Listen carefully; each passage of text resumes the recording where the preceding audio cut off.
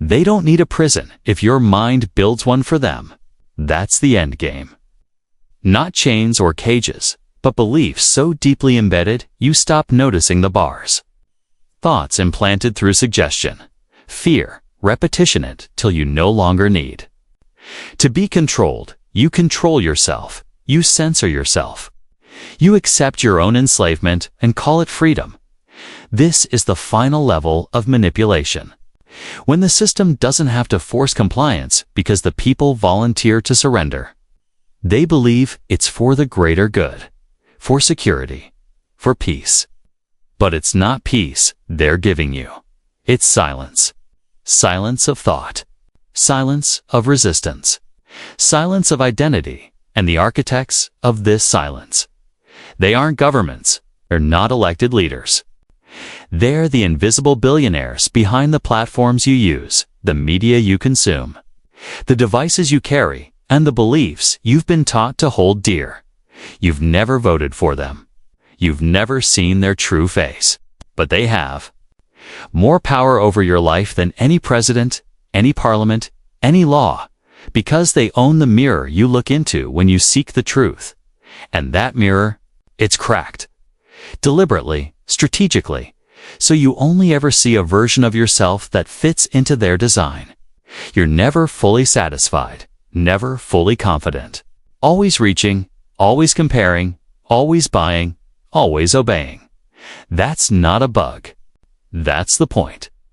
Because a society that is anxious is a society that consumes. A society that is divided is a society that obeys. And a society that has forgotten how to think is a society that never questions. They keep us in that state on purpose. Fear is the engine. Confusion is the fuel. And technology is the vehicle. And it's fast, faster than we can process. Faster than we can adapt. New systems roll out every year. Face scanning, emotion recognition, digital ID wallets, AI-based, scoring of online behavior, cashless cities, smart homes that report what you do, cars that won't start without the right permissions, food linked to your carbon footprint, all connected, all monitored, all sold to you as convenience. But convenience is the bait. The trap is dependency. Because once everything you need, money, housing, transportation, information is digitized and linked to your behavior, then freedom is no longer a right. It's a rating, a score, a permission slip that can be revoked with one wrong move, one flagged word, one emotional reaction they didn't like, and they'll say it's for your own good, that you're being kept safe. That dangerous ideas must be filtered out. That misinformation must be corrected, that your mental health must be managed, that your emotions must be regulated. But what they really mean is your consciousness must be controlled. And that is the ultimate goal, not just to control what you do, but what you think is possible. Because when they break your imagination, they break your spirit. When you stop dreaming, you stop resisting. You stop seeing a world outside the system. You stop believing you could be more than what they allow. And that's when the coup is complete. Not a political coup. Not a military takeover, but a psychological conquest. A spiritual surrender. One that rewrites your very sense of self. And if you think that's too far-fetched, remember this. In less than 2 decades, they got billions of people to willingly carry tracking devices, give up their privacy, surrender their data, repeat the same messages, accept the same stories, thank them for it. So what makes you think they won't go further? They already are. Neurotech companies now seek to optimize thought patterns. Meditation apps are being turned into behavior trackers. Mood monitoring is linked to creditworthiness. Facial recognition is tied to access control. Emotional compliance is becoming the currency of the future. Not just what you say, but how you feel when you say it. And if your face doesn't match the script, if your heart rate spikes at the wrong time, if your brainwaves show resistance, you're flagged, not yet punished, but noted. It starts with notes, then scores, then gates, then restrictions. And eventually, you wake up in a world where your internal landscape, your very thoughts are no longer yours. But here's the secret. They fear most. You can still opt out, not by running away, not by destroying the system, but by reclaiming your attention. Because that's where it all starts. That's where the real revolution begins. Not in the streets, but in the space between your thoughts. In the moment you choose to question, instead of react, to pause instead of obey, to reflect instead of consume. The greatest act of rebellion is to know yourself, to examine what you believe and why. To ask who gave you that belief, to seek truth that wasn't handed to you by an algorithm, to feel without being guided, to think without being rewarded, to speak without being approved. Because when enough people do that, the spell breaks, the illusion crumbles. The system begins to starve because its food is your compliance and you. Who they tried to program become unpredictable. You become sovereign. Not perfect, not always certain, but truly free. And freedom, once remembered, is contagious. They can't code it. They can't regulate it. They can't monetize it. That's why they fear it, and that's why they're trying so hard to erase it. But it's still there, inside you, inside all of us, waiting, watching, ready. This isn't just a warning. It's a wake-up call. Because if we don't reclaim our minds now, we may not have another chance. This is the line. This is the moment. Choose awareness over comfort. Choose consciousness over convenience.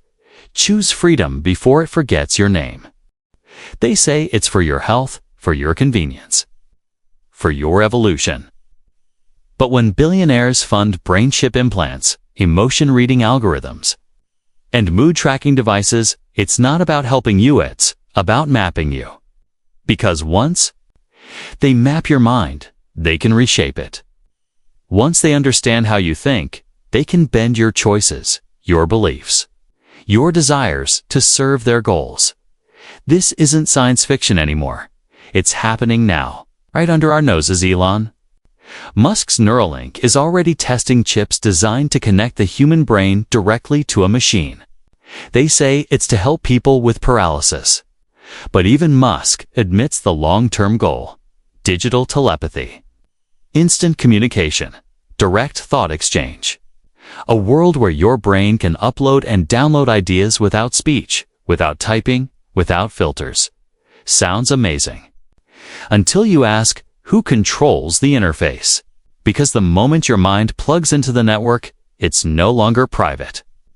Every thought, every impulse, every doubt monitored, stored, categorized, and if it can be read, it can be changed. Nudge here, a block there. One suppressed memory. One amplified desire. That's not evolution. That's invasion. But you don't need a chip in your skull to be hacked. Your personality is already being profiled by AI, trained on billions of data points your posts, your photos, your voice, your reactions. Every click feeds the system. Every pause teaches it what you like, what you fear, what makes you rage, cry, or buy. And it's not just to sell ads. It's to engineer obedience. These predictive models, psychographic profiling systems can build near-perfect models of you. What you'll support, what you'll resist, what tone will break you, what sequence of images will pull you in. It's military grade. Manipulation dressed up as marketing, and the billionaires are all in. The same people funding AI startups are also investing in digital mental health platforms. On the surface, it looks like compassion. Help people manage stress, treat anxiety, fight depression. But dig deeper, and you'll find a dark synergy. Identify vulnerabilities. Then guide behavior in the name of wellness. Mental health becomes a mechanism for control, not just through medication, but through metrics. Imagine being told your mood is unstable by a wearable device. Your smartwatch flags you as a risk. Your employer gets notified. Your insurance premiums go up. You get locked out of services not because of what you did, but because your data suggests you might. This is the new frontier of pre-crime, of algorithmic judgment, and the system doesn't need to be right, it just needs to be trusted. Once people accept that the machine knows better, they stop questioning. And when you stop questioning, you start complying. Not because you're forced, but because you've been trained to believe it's for your own good. But who decides what's good? Big Pharma, backed by billion-dollar donations, pushes medication for every mood. Social media platforms, funded by the same billionaires, drive those moods in the first place. And the solution is always the same. Another subscription. Another app. Another layer of monitoring. You're not a patient, you're a product. A stream of data. A subject in a global experiment on emotional compliance. And this web of influence runs deeper than you think. World governments now partner with tech giants to monitor population sentiment. They use AI to scan public posts, detect dissent, and assess compliance with narratives. If the emotional climate drifts too far from the desired belief, the algorithm intervenes. Suppresses certain voices, amplifies others. Boosts fear, or floods you with relief. It's not propaganda anymore, it's precision emotion control. And the billionaires sit at the top, watching it all. They don't need to win elections. They don't need to write laws. They just need to steer you. Because if you're distracted, divided, emotionally unstable, you're easy to manage. You'll beg for order. You'll accept the terms. You'll sacrifice your sovereignty for a sense of safety. It's happened before, but never like this. Because now, every device you carry is a sensor. Every app is a behavior tracker. Every screen is a suggestion engine. And every move you make teaches the system how to better control the next version of you. But there's more. As the digital world expands, your physical senses are being bypassed. Reality is being mediated. You don't see the world. You see a filtered version of it. One chosen for you based on your profile. What you read, what you believe, what you think is true, it's all curated. And when they control what you see, they control what you think. When they control what you feel, they control who you are. Augmented reality, virtual reality, mixed reality, they promise immersion. But they also dissolve boundaries between real and fake. Between experience and suggestion. Soon, entire populations will live inside digital landscapes. Created and controlled by billionaire-backed platforms, it will feel empowering. It will feel infinite. But it will be a cage with no walls, and if you question it, if you try to warn others, that's when the system responds. Quietly, elegantly. Your reach vanishes. Your credibility drops. You're labeled dangerous, unstable, non-compliant. And those labels aren't just opinions, they're codes. Passed along digital pipelines, used to gate your access, determine your options, shape your life. This is not freedom, it's feudalism. Digital serfdom in designer clothing and behind it all the same smiling faces. The philanthropists, the innovators, the visionaries, speaking of progress, of connection, of love, but their love comes with conditions. You must think the right thoughts, feel the right emotions, believe the right things. If not, you're wrong. Broken, in need of correction, of treatment, of re-education, and that's where it all leads. A future where dissent is disease, where skepticism is danger, where your internal world is no longer yours. Unless you take it back, it won't be easy. The systems are elegant. The propaganda is polished. The tech is addictive, but you are not powerless. Not yet, because the one thing they can never fully own is your awareness. Your conscious choice to pause, to ask, to say no, to resist not with rage, but with presence. Because presence breaks programming. Stillness disrupts the loop. Reflection short-circuits the algorithm. And when enough people do it, the whole illusion begins to collapse. They didn't stumble into power. They built it. Carefully, deliberately, every step of the way. And they learned early that the greatest tool for control wasn't violence, it was psychology. Control the mind, and the body follows. Control. Belief and behavior falls in line. So they turned to science not to cure, but to conquer. To behavioral science. To neuroscience. To cognitive programming. The billionaires behind the biggest companies in the world are not just investing in algorithms. They're funding departments in universities, sponsoring research at think tanks, and partnering with behavioral economists to learn one thing: how to get inside your head.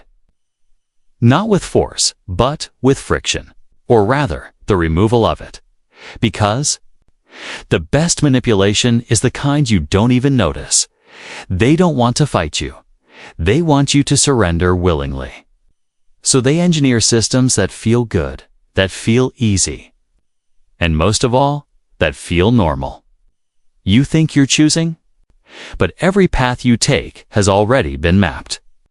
Every button, every color, every delay is designed to trigger a response. That's why apps are addictive, not by accident, but by design. Infinite scroll, pull to refresh notification colors. Notification colors, research, your phone doesn't just serve you, it studies you. And then it feeds you what keeps you hooked. Because if they can keep you hooked, they can keep you controlled. These tools hijack your dopamine system, the brain's reward circuit. They don't give you meaning, they give you hits. Tiny bursts of pleasure tied to scrolling, liking, swiping. And just like a drug, your brain adapts, needs more, craves the next rush. Until you're no longer choosing to engage, needing to. And that's when you're vulnerable, because when you're addicted, you're suggestible. Your critical thinking drops. You start seeking comfort, not truth. Speed, not depth.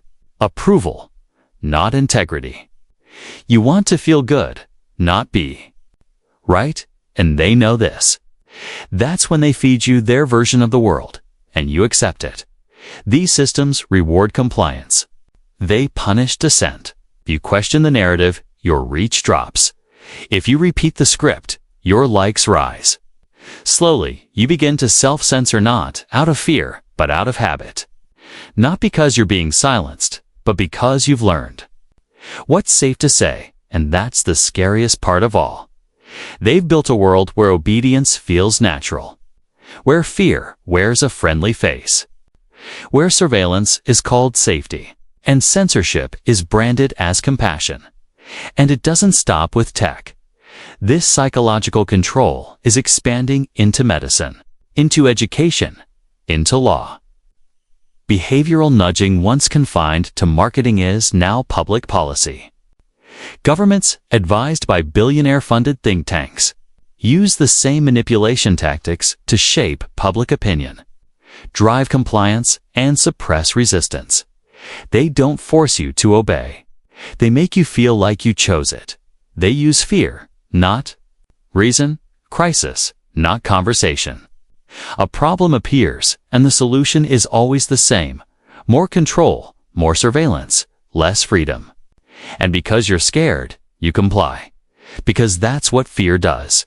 It narrows your vision. It silences your questions. It replaces logic with urgency. And they use it like a scalpel: precise, clean, effective. Fear of a virus. Fear of climate collapse. Fear of misinformation. Each one weaponized to justify new systems of control. Digital ID, quarantine tracking, speech monitoring. Carbon limits.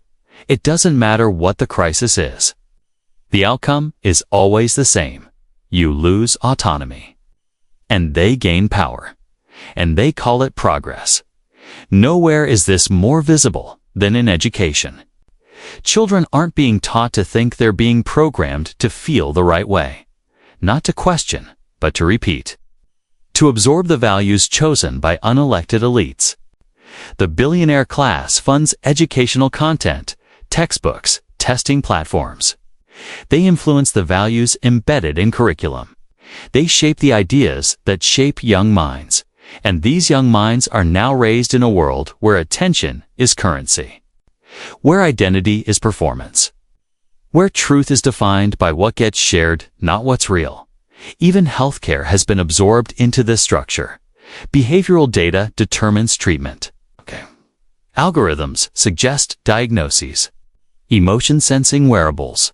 Report your mood. You're not just a patient, you're a profile. And your compliance is factored into your care. Refuse the recommended app. Lose access. Question the science. Flagged as misinformation. Raise concerns about side effects. Deemed dangerous. It's no longer about health. It's about obedience. And then there's the final frontier, law enforcement, predictive policing. Facial recognition. Behavioral tracking. They say it's for your safety. But in practice, it's about control. Cameras don't reduce crime, they create data. AI doesn't prevent harm, it preemptively punishes. Your location, your purchases. Your social connections, they all go into a model that decides if you're a risk. And once you're labeled, there's no way out. Because the system isn't just watching you, it's shaping you. It's rewarding those who comply, isolating those who don't. And when dissent is punished socially, even economically, most people stop speaking altogether. Silence becomes the price of survival. So, where do we go from here? First, we have to remember that we are not algorithms. We are not metrics. We are not programmable units of productivity. We are human. We are sovereign. We are meant to choose, not just to respond. Second, we must unplug not from technology entirely, but from the illusion that it's neutral. It's not every platform has an agenda. Every app has a motive. And most of them serve those with the most money, the most data, the most to gain from your compliance. We must relearn how to think slowly, how to read, to reflect, how to sit with discomfort instead of running from it, because the truth is rarely comfortable. But it is always necessary. We must reclaim our attention, not just from devices, but from the system itself, from the narratives, from the crises, from the manipulation. Because attention is the first step to control, and distraction is the first weapon of the powerful. They don't need you to believe them. They just need you to stop paying attention. And that's why we must wake up not just intellectually, but emotionally. We must reconnect with our instincts, with our intuition, with our ability to sense when something is off, even if we can't explain it, because deep down, we know. We know the system is lying. We know the stories don't add up. We know the truth is being hidden, twisted, sold back to us in a version that serves only the few. And we're told to accept it. To trust the process. To believe the experts. But maybe it's time to start trusting ourselves again, too. Reclaim the most powerful thing we have, our minds. They don't want your money. Not really. That was the old game. The new game is different, more subtle, more invasive. What they really want now is your attention, your emotion, your thoughts, your inner world. Because the new currency is not gold, not oil, not even data tits influence. And the most valuable territory on earth isn't physical land anymore, it's the space between your ears. For decades, the richest people in the world have been buying up assets, controlling media, shaping politics. But that was only the beginning. Now, They're after something far more dangerous: your perception of reality itself. And the terrifying truth is that they've already started. They don't need to brainwash you with wires or drugs. They simply feed you what looks like choice, what feels like freedom, and slowly guide your mind down a path that leads exactly where they want it to go. It started quietly, with screens, with notifications, with the infinite scroll. One more post, one more comment, one more video. Until the real world began to fade, your attention became tethered to a device that reports every twitch, every click, every reaction. Back to the system, not to improve your experience, but to understand how you think, how you feel, how you respond. Because once they can predict what you'll do, they can control what you do next. The billionaires at the top, tech moguls, biotech, investors, media oligarchs, they don't just want to sell you things. They want to rewrite the way you see the world. They're building systems of control so advanced, so invisible, that most people won't even realize it's happening.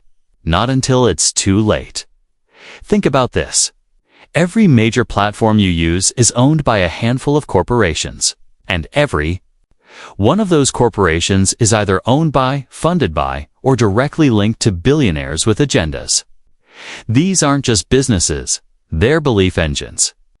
They decide what you see, what you don't, what's true, what's fake, who's allowed to speak, and who gets erased. And the scary part? They don't need to lie to you. They just drown you in distraction. They overwhelm your mind with content, most of it meaningless. So much noise, so much stimulation, that your brain stops filtering. You become passive, absorbing whatever is placed in front of you. And slowly, without realizing, your values begin to shift. Not because you were convinced, but because you were conditioned, and that's the point. Mind control doesn't always look like a sci-fi movie. It looks like convenience, like recommendations, like curated content. It looks like comfort. But behind that comfort is a cold, calculated system that knows more about you than you know about yourself. What triggers you? What excites you? What scares you? What makes you click? What makes you comply? They've turned psychology into a weapon. Every like, every view, every pause in your scroll feeds the algorithm.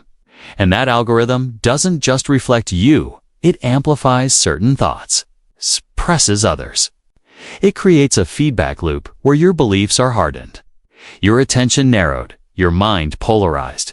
And while you think you're making choices, the system is guiding you. Not just in what to buy, but what to think, what to fear, who to trust, who to hate. This isn't just manipulation, it's engineering. Social engineering at a global scale. Controlled by a tiny elite who understand one thing. If you control perception, you control behavior. And if you control behavior, you control the future. Now let's take it deeper. Beyond social media. Beyond smartphones. Let's talk about neurotechnology. Brain-machine interfaces. Mind-reading AI. This is not speculation, it's already here. Companies funded by billionaires are developing technology that can monitor brainwaves, detect emotions, even decode internal speech. The goal? To merge your mind with machines. To make your thoughts readable, your emotions quantifiable, your consciousness programmable. They say it's for medical progress. To help the disabled, to treat disease. But the same technology that reads your pain can read your politics. The same system that calms your anxiety can silence your dissent. Once the line between brain and machine is blurred, who decides what thoughts are allowed and who owns your mind? They're not hiding it. Elon Musk's Neuralink, Meta's EMG, wristbands, DARPA's brain-computer interface programs. These are real. They're being tested right now. And they're being sold to the public as innovation, as the next frontier of evolution. But what they're really doing is breaking into the last sanctuary of privacy, your thoughts. And it doesn't stop there. Education is being digitized. not to enlighten, but to standardize. To replace critical thinking with programmed obedience. To train children not to ask questions, but to follow approved narratives. They learn through devices connected to platforms that track their behavior, score their responses, guide their curiosity into safe, predictable channels. Then the goal isn't knowledge, it's conformity. Entertainment has been weaponized too. Music, movies, games, they're not just for fun. They're full-spectrum influence operations. Look closely, and you'll see the same themes repeated again and again. Trust the system. Accept surveillance. Consume endlessly. Question nothing. Rebellion is mocked, tradition is erased, and morality is fluid, defined by whoever owns the story. This isn't accidental. It's programming, not through force, but through familiarity.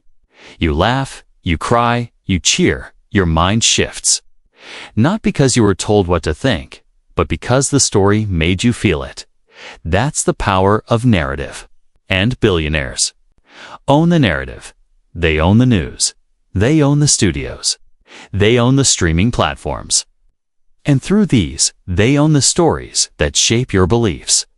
And while all this is happening, while your reality is being sculpted from the outside, in there building something even darker in the background, a digital twin of you.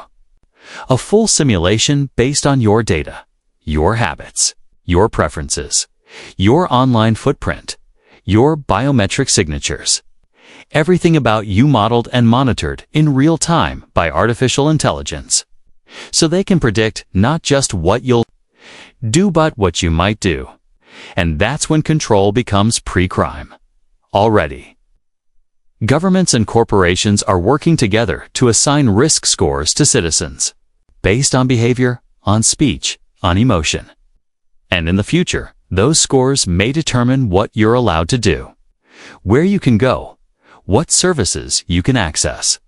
Not based on what you've done, but what they think you might do. Imagine a world where your thoughts are monitored for extremism, where your emotional responses are flagged as instability, where your silence is suspicious, and where the only way to stay safe is to conform completely. That world is being built right now, funded by billionaires, enabled by technology, accepted by a public too distracted to notice. And why do they want this control?